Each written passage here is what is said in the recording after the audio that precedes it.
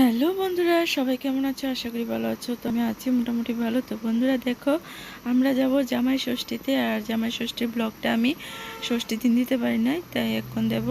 তো এই দেখো, অমরপুর থেকে তেলিয়ামুড়া যাচ্ছি আমার মাসির বাড়িতে।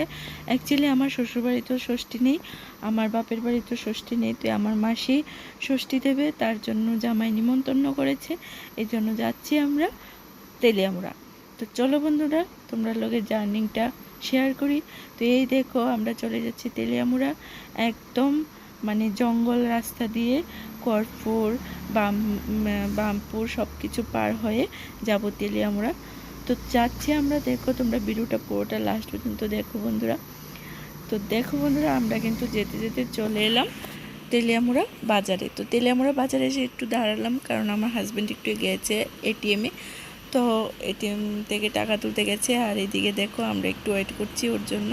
তো আমার মেয়েকে কোলে নিয়ে দাঁড়িয়ে আছি। তো আমরা একটু দোকানে যাব, একটু খরচ টরচ নেব, তারপরে মাসির বাড়িতে চলে যাব। তো দেখতে দেখতে বন্ধুরা চলো আমি তোমাদেরকে আমার মাসির বাড়িতে নিয়ে চলি। তো এই দেখো, আমরা চলে এসেছি আমার মাসির বাড়িতে। আর আশেপাশে আছে লোকজন, তারা আমার সাথে কথা বলছিল।